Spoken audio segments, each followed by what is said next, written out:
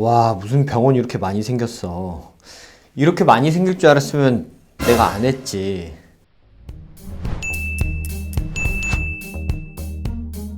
안녕하세요. 성형 알려주는 남자 오치안 성형외과의 이용석 원장입니다. 요즘 양성종양, 피지낭종, 표피낭종, 지방종 이런 걸로 치료하는 병원을 인터넷으로 찾아보면 진짜 많이 검색돼요. 제가 처음에 오픈할 때는 몇 개 병원 안 됐거든요. 근데 지금은 정말 많은 병원이 검색이 되고 다들 전문 센터, 전문 병원, 전문의 수술 이렇게 광고를 하고 있습니다. 예전에 대학병원에서 이제 조교수로 일할 때 환자분들이 비교적 간단한 양성종양을 치료하기 위해서 대학병원으로 너무 많이 오시는 거예요. 하루에 막 몇 분씩 오셔가지고 진료 보고 초음파 보고 다시 진료 보고 수술 날짜 잡고 이렇게 해야 되는 게 너무 이제 환자분들도 어떻게 보면 번거롭고 의사인 저도 이제 다른 큰 수술들을 해야 되는데 비교적 간단한 질환을 위해서 시간을 할애해야 된다는 게 되게 비효율적인 생각이 들었어요. 그래서 그때 막 찾아보니까 이렇게 양성종양을 하는 병원이 거의 없더라고요. 외과 선생님 몇 분 오래 하시는 분들 계시고 성형외과 선생님은 당연히 찾아볼 수가 없고 병원 자체를 찾을 수가 없었어요. 그래서 이거는 대학병원에서 할 게 아니라 개인 병원에서 하는 거고, 그렇다면 내가 나가서 이런 걸 전문적으로 하는 병원을 차려서 환자분들한테 빠르게 어떻게 보면 하루 만에 이렇게 수술해 드릴 수 있는 방법을 찾아보자.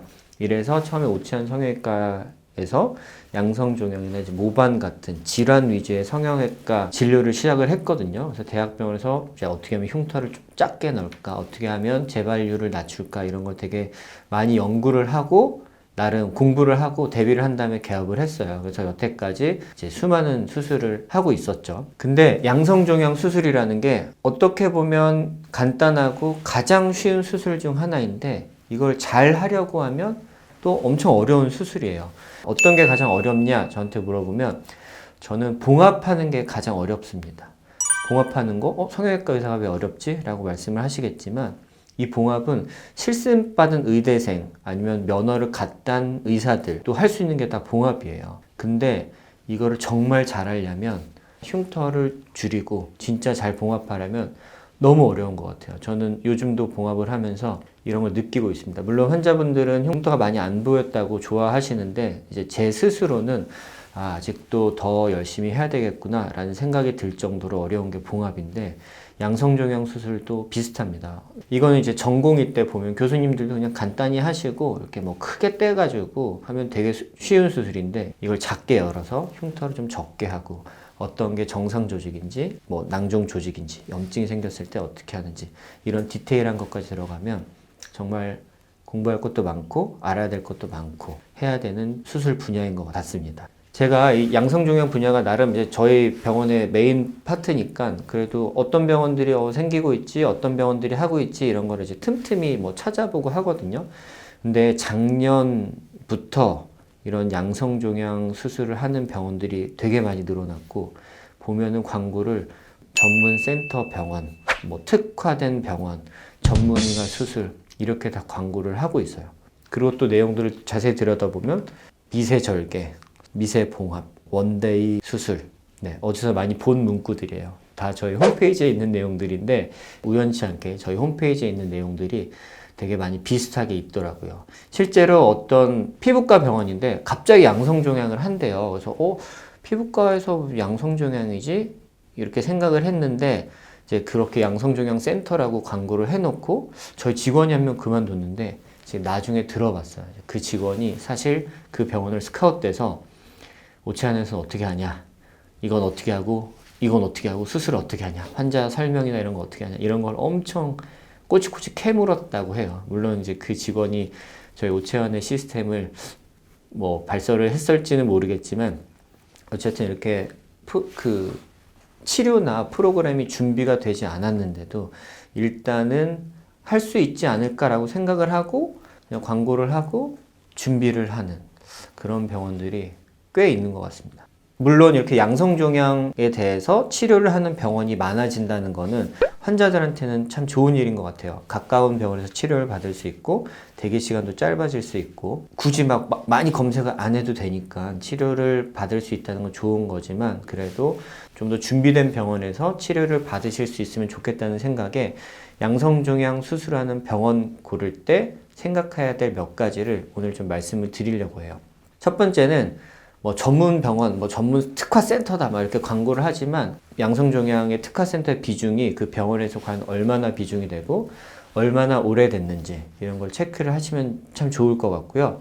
그리고 담당 선생님이 외과 계열의 선생님이 수술을 해주시는지 이것도 참 중요할 것 같긴 해요. 외과 계열의 의사라는 이야기는 이제 전공의 때부터 꾸준히 수술을 해왔고 수술 위주의 트레이닝을 받은 선생님들이시거든요. 그래서 아무래도 그런 수술적 요소 아니면 봉합적 요소 이런 거에서 수술 트레이닝을 받지 않은 선생님들보다 아무래도 감각이나 기술이 조금 더 뛰어날 수밖에 없을 것 같아요. 물론 뭐 피부과 원장님들이나 다른 뭐 가정의학과 뭐 선생님들 중에도 표피낭종에 대해서 관심을 오랫동안 가지신 분들이라면 충분히 좋은 결과를 내실 수도 있지만 확률적으로 보면 외과 계열 성형외과면 좋을 것 같고요. 뭐 실제로 이제 제가 많이 서치한 병원은 외과 선생님들이 많이 하시는데 외과 선생님들도 좋은 결과를 내고 계시는 분들이 많더라고요. 그래서 외과 계열 전문의 선생님들이 수술을 하는 병원으로 가시면 더 좋을 것 같습니다. 그리고 조금 더 관심을 가지셔서 찾아보신 다음에 어떻게 보면 병원에 수술 후 결과 같은 게 잘 찾아보시면 한두 개는 있으실 수 있거든요.